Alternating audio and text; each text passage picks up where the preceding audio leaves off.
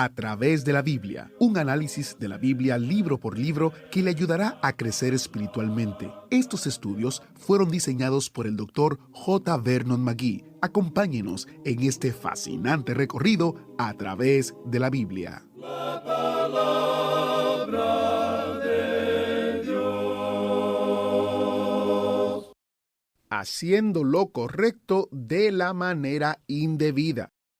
Así es como podemos titular el estudio de hoy en el segundo libro de Samuel. Les habla Jehiel Ortiz y el estudio de hoy nos da una idea de lo que el Dr. McGee llamaba uno de los mejores días en la vida de David. ¿Qué tal si oramos para iniciar y descubrir este interesante día? Padre eterno, gracias te damos que podemos estudiar tu palabra. Te pedimos que podamos conocer tu voluntad y el carácter que quieres que desarrollemos en nuestras vidas y que reflejen a Cristo. Moldéanos de acuerdo a tu santa palabra. En el nombre de Jesús oramos. Amén. Ahora con nosotros nuestro maestro Samuel Montoya y su inconfundible voz para guiarnos en el estudio de hoy. Continuando nuestro recorrido por el segundo libro de Samuel, llegamos hoy al capítulo 6. Y en este capítulo, David va a buscar en un nuevo carro el arca que está en Kiriat Jearim. Usa es herido en Pérez Usa. Dios bendice a Obed-edom por su cuidado del arca. David trae el arca a Sión. Su esposa Mical lo desprecia y como consecuencia, ella se queda sin hijos hasta su muerte.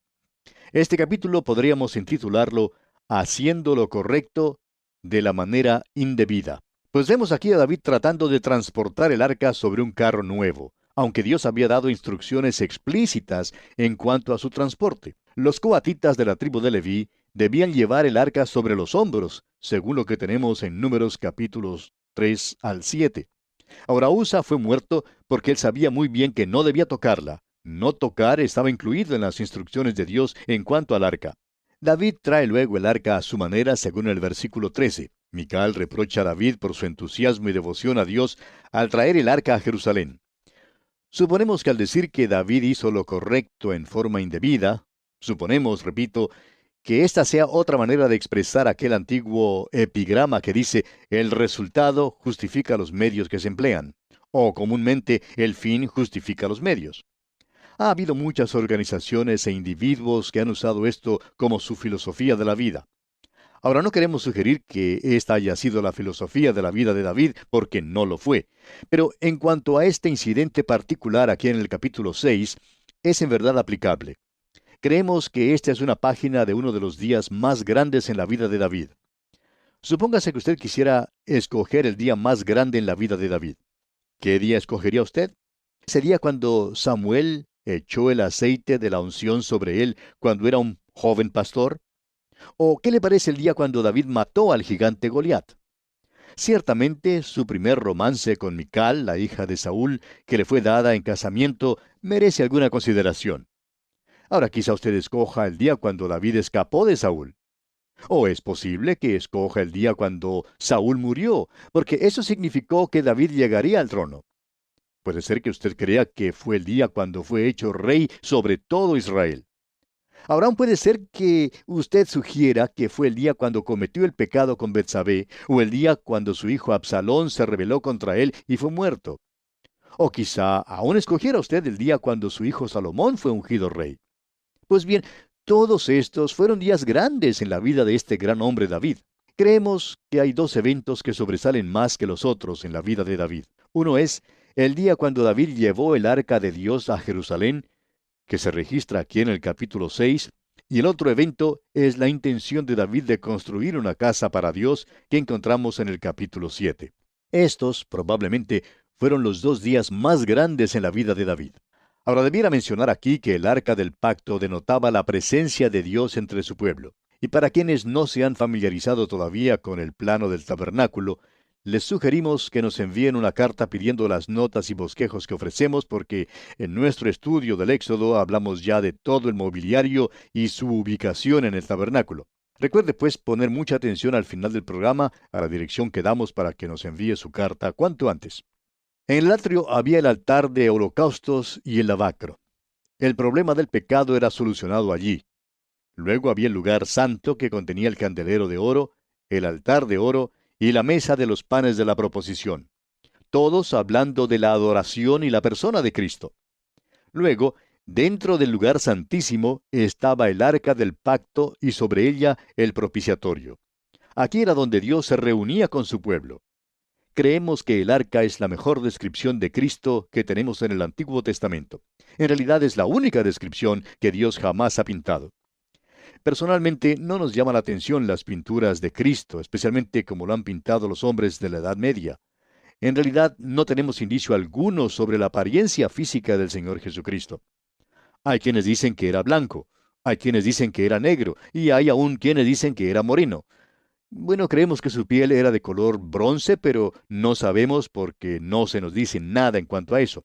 Sin embargo, hay una descripción de él en el tabernáculo, y especialmente en el arca, la cual era simplemente un cofre de 1,15 por 70 por 70 centímetros. A Bezaleel le fue dado un ministerio especial por el Espíritu de Dios para que pudiera construir el arca.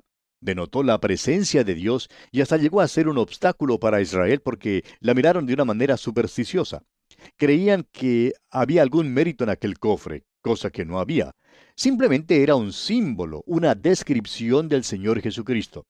Había sido hecha de oro, lo cual habla de su deidad, y de madera, lo cual habla de su humanidad. No eran dos cofres, sino uno solo. No era un cofre de madera, ni era un cofre de oro. Era de las dos cosas. Y Jesucristo es Dios hombre. Usted recordará que durante el tiempo de Samuel, los filisteos tomaron el arca y se portaron de una manera muy supersticiosa en cuanto a ella. La pusieron en un carro que la llevó al campo de Abinadab, donde se quedó por muchos años. Cuando David sitió a Jerusalén, quiso traer el arca hasta allí porque creía que era el lugar donde debía estar. Creemos que había amplia justificación para su modo de pensar. Una de las cosas que le fue dicha al rey era la siguiente.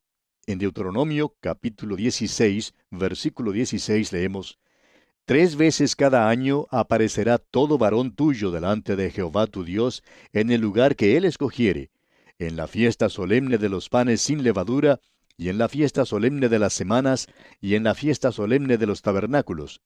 Y ninguno se presentará delante de Jehová con las manos vacías». Ahora este hombre iba a establecer allí una capital.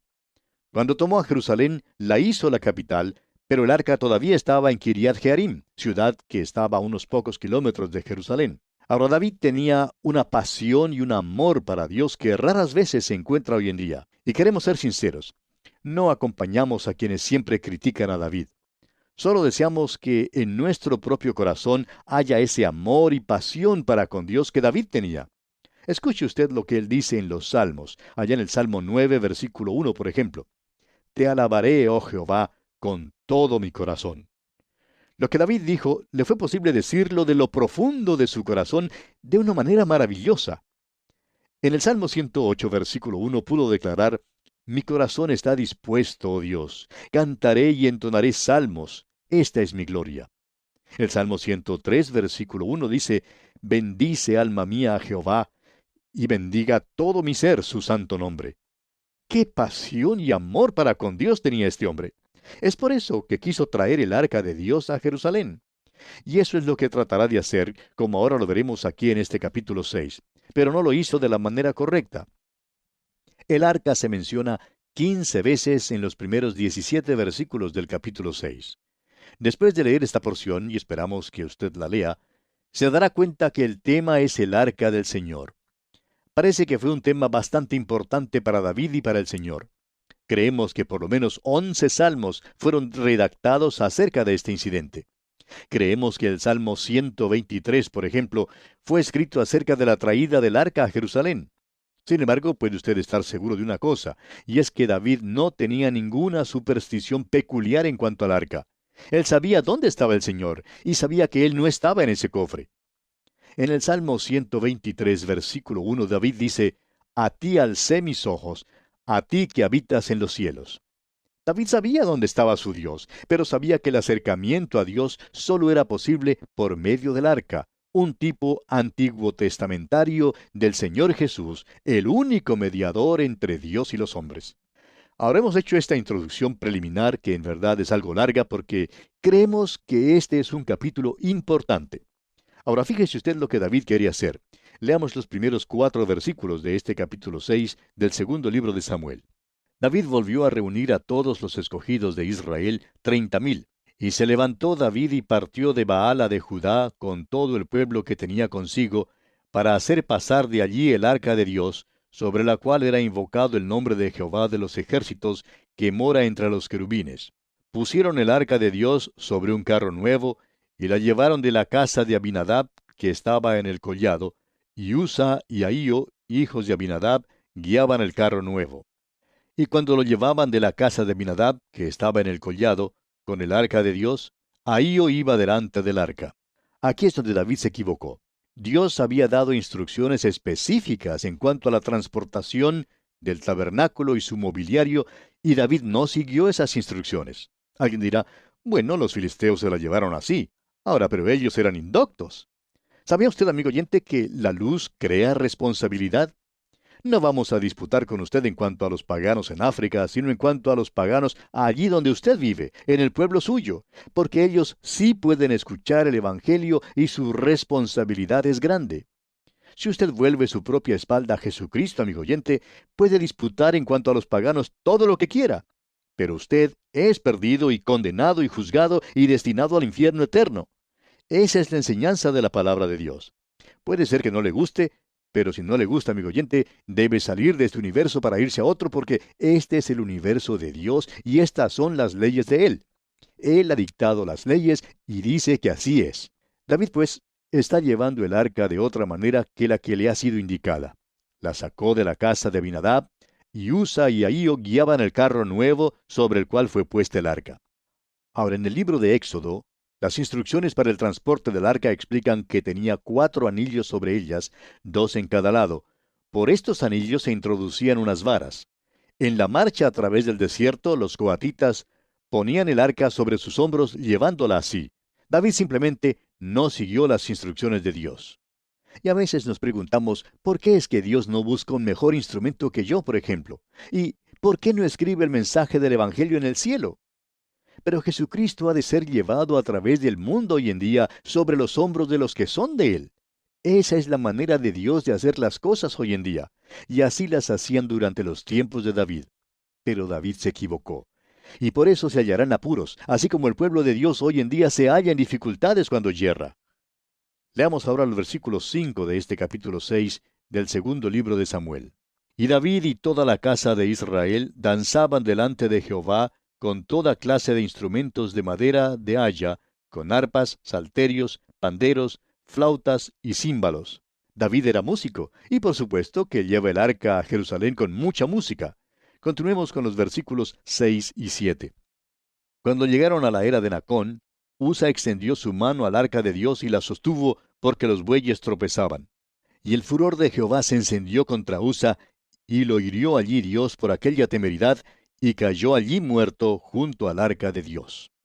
Esta es una situación muy seria. El arca estaba en el carro y los bueyes estaban volcando el carro. Usa trató entonces de impedir el movimiento del arca con su mano, y el Señor lo hirió y murió. Ahora alguien dirá quizá que eso es un castigo extremo para una infracción tan pequeña. La muerte de Usa afectó tanto a David que hizo parar la procesión y dejó el arca en la casa de Obed-edom geteo. David se enojó mucho con el Señor, y el Señor también se enojó. Dios se enojó porque David estaba llevando el arca de otra manera que la que Dios mismo había indicado. Y leemos aquí en los versículos 8 y 9, y se entristeció David por haber herido Jehová a Usa, y fue llamado aquel lugar Pérez Usa hasta hoy. Y temiendo David a Jehová aquel día dijo, ¿cómo ha de venir a mí el arca de Jehová? Usted y yo, amigo oyente, hacemos bien en temer al Señor. El Salmo 111, versículo 10 nos dice lo siguiente: el principio de la sabiduría es el temor de Jehová. Y muchos necesitan reconocer esto hoy. Dios juzgará. No sabemos en cuanto a usted, amigo oyente, pero nos cansamos a veces de escuchar toda esta palabrería acerca del amor. Claro que Dios es amor. Ciertamente Dios le ama a usted. Pero ¿le es posible a usted seguir en pecado y volverle la espalda a Dios y ser perdido? No hay salida de eso. No hay otra alternativa. El Señor Jesucristo mismo dijo allá en el Evangelio según San Juan, capítulo 14, versículo 6, Yo soy el camino y la verdad y la vida. Nadie viene al Padre sino por mí. Jesucristo habló estas palabras y son verdad. Debemos temerle y hacer lo que Él nos manda hacer. David temió al Señor ese día y por fin preguntó, ¿cómo ha de venir a mí el arca de Jehová? Continuemos ahora con los versículos 10 al 12 de este capítulo 6 del segundo libro de Samuel. De modo que David no quiso traer para sí el arca de Jehová a la ciudad de David, y la hizo llevar David a casa de Obed-edom geteo. Y estuvo el arca de Jehová en casa de Obed-edom geteo 3 meses, y bendijo Jehová a Obed-edom y a toda su casa. Fue dado aviso al rey David diciendo, Jehová ha bendecido la casa de Obed-edom y todo lo que tiene a causa del arca de Dios. Entonces David fue y llevó con alegría el arca de Dios de casa de Obed-edom a la ciudad de David. David vio cuán bendecidos fueron Obed-edom y su familia debido al arca. Por tanto, determinó traer el arca a la ciudad de David. ¿Ha aprendido su lección? ¿Cómo la va a traer ahora? La traerá sobre los hombros de los sacerdotes. Leamos los versículos 13 y 14. Y cuando los que llevaban el arca de Dios habían andado 6 pasos, él sacrificó un buey y un carnero engordado. Y David danzaba con toda su fuerza delante de Jehová, y estaba David vestido con un efod de lino. Ahora sabemos que habrá muchos que pondrán objeciones al hecho de que David danzaba. Pero amigo oyente, no fuimos nosotros quienes pusimos esto aquí en la palabra de Dios. Dios lo puso en su palabra. Ahora David danzaba solo, y esto no tiene nada que ver con el sexo. Cualquier clase de baile hoy en día, y no importa cómo se trate de encubrirlo con la cultura y el refinamiento, es una danza sexual. La danza de David, en cambio, era una danza de adoración. Ahora, si a usted le es posible tener una danza de adoración, estaríamos a favor de ella. Pero no creemos que le sea posible, amigo oyente. No encontramos a muchos que estén tan enamorados de Dios como David se enamoró de Dios. Aquí, David se regocija ante Dios. Personalmente quisiéramos ver a muchos más regocijándose en Dios y alabando a Dios. No nos interesa la danza, hablaremos en cuanto a eso más tarde, pero sí nos interesa las caras largas. A Dios no le gustan ni le agradan, amigo oyente, esas caras largas. Debemos entrar en su presencia con alegría, con regocijo. David entró con alegría, eso es seguro. Avancemos ahora con los versículos 15 y 16. Así David y toda la casa de Israel conducían el arca de Jehová con júbilo y sonido de trompeta. Cuando el arca de Jehová llegó a la ciudad de David, aconteció que Mical, hija de Saúl, miró desde una ventana y vio al rey David que saltaba y danzaba delante de Jehová, y le menospreció en su corazón. A Mical no le gustó que alguien se enamorara de Dios tanto y por eso despreció a David. Ahora recuerde que Mical es la esposa de David. Su actitud es cosa seria en cuanto a su relación con David. Prosigamos con el versículo 17. Metieron pues el arca de Jehová y la pusieron en su lugar en medio de una tienda que David le había levantado, y sacrificó David holocaustos y ofrendas de paz delante de Jehová. Los holocaustos que David ofrecía hablan de la persona de Cristo. Las ofrendas de paz hablan de la paz que ha sido hecha mediante la sangre que Cristo derramó en la cruz. Esa era la maravillosa relación entre Dios y David. Amigo oyente, vamos a poner a un lado todos los argumentos extraños en cuanto a David danzando delante del Señor y en cuanto a la muerte de Usa por tocar el arca. Podemos disputar muchísimo en cuanto a estas cosas, pero ¿qué le parece la relación suya con el Señor? ¿Y qué me parece a mí la relación mía con el Señor? ¿Cómo le va a usted con Dios, amigo oyente? ¿Habló con Él hoy? ¿Se está usted regocijando en Él? Permítame decir una palabra personal aquí, amigo oyente. Esta mañana al levantarme, le di gracias a mi Dios por haberme concedido ver la luz de otro día. Le di gracias por haberme perdonado todos mis pecados y por conocer el gozo de andar bien con Él. Le dije que le amaba. Amigo oyente, ¿le ama a usted? ¿Le quiere servir? ¿Qué le parece hoy su relación personal con Dios? Eso es lo importante, amigo oyente. Dejemos de hablar de la danza de David delante del Señor y dejemos de hablar acerca de la muerte de Usa. Todo se encuentra en la palabra de Dios y vamos a tomarla así como fue escrita. Lo importante es que David se había enamorado de Dios. Estaba correctamente relacionado con Dios. Ah, amigo oyente, que usted y yo conozcamos la alegría del Señor hoy. Leamos ahora los versículos 18 al 20 de este capítulo 6 del segundo libro de Samuel. Y cuando David había acabado de ofrecer los holocaustos y ofrendas de paz, bendijo al pueblo en el nombre de Jehová de los ejércitos. Y repartió a todo el pueblo y a toda la multitud de Israel, así a hombres como a mujeres, a cada uno un pan y un pedazo de carne y una torta de pasas. Y se fue todo el pueblo, cada uno a su casa. Volvió luego David para bendecir su casa. Y saliendo Mical a recibir a David, dijo, «Cuán honrado ha quedado hoy el rey de Israel, descubriéndose hoy delante de las criadas de sus siervos, como se descubre sin decoro un cualquiera». David por un tiempo se portó como los demás. Se juntó con el pueblo y dio gracias a Dios, y se regocijó en el hecho de que el arca fuera traída a la ciudad de David. Pero a Mical no le gustó eso. A ella le gustaba la dignidad, el refinamiento y la reverencia en la adoración. ¿Sabe usted, amigo oyente, que nos da miedo estos supersantos que siempre hablan en cuanto a la consagración y la devoción? Tenga cuidado con esta gente, amigo oyente, son peligrosos. Y los tememos así como David les temió. ¿Qué hombre de Dios era David? Leamos ahora los versículos finales, versículos 21 al 23 de este capítulo 6 del segundo libro de Samuel. Entonces David respondió a Mical, «Fue delante de Jehová quien me eligió en preferencia a tu padre y a toda tu casa para constituirme por príncipe sobre el pueblo de Jehová, sobre Israel. Por tanto, danzaré delante de Jehová. Y aún me haré más vil que esta vez, y seré bajo a tus ojos, pero seré honrado delante de las criadas de quienes has hablado». Y Mical, hija de Saúl, nunca tuvo hijos hasta el día de su muerte. Aquí David está diciendo, Dios me eligió y yo me regocijaré delante de él. Ojalá que más personas tuvieran ese intenso deseo de regocijarse cuando van a la iglesia. Se disfrutaría más del servicio. Ahora, cuando David dijo, «Y aún me haré más vil que esta vez, y seré bajo a tus ojos», simplemente dice que no le importó el ser informal en su adoración a Dios. Y debido a que Mical despreció a David, él le impuso la desgracia más grande que se podría imponer a una mujer oriental. Se apartó de ella permanentemente, y ella se quedó sin hijos. David la descartó a causa de su actitud. Y así, amigo oyente, concluimos nuestro estudio de este capítulo 6 del segundo libro de Samuel. En nuestro próximo programa, Dios mediante, comenzaremos a estudiar el capítulo 7. Y en ese capítulo 7 veremos que Natán es el primero en aprobar el deseo de David de construir una casa para Dios. Más tarde, por medio de la palabra de Dios, Natán le prohíbe a David que construya la casa. Sin embargo, promete a David beneficios y bendiciones en su descendencia. El capítulo 7 finaliza con la oración de David y su alabanza. Esto es, pues, lo que estudiaremos en nuestro recorrido por el capítulo 7 de este segundo libro de Samuel. Le invitamos, pues, a sintonizarnos en nuestro próximo programa.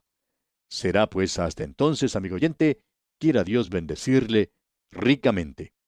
¿Fue de ayuda para usted el estudio de hoy? ¿Desea enviarnos algún comentario de lo que ha estado escuchando? Entonces escríbanos, no espere más. Nuestro correo electrónico es atv@transmundial.org. atv@transmundial.org. Si desea recibir las notas y bosquejos de lo que estamos estudiando, suscríbase gratis en nuestra página en internet a través de la Biblia.org/notas. A través de la Biblia.org/notas.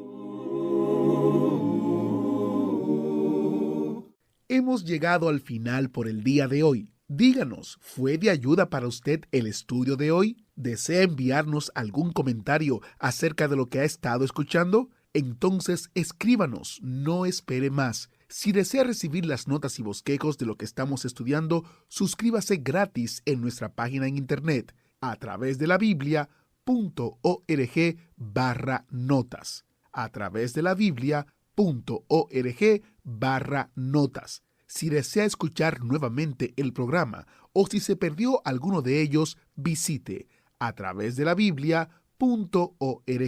Repito, a través de la Biblia.org o escriba al correo electrónico atv@transmundial.org. atv@transmundial.org. A través de la Biblia.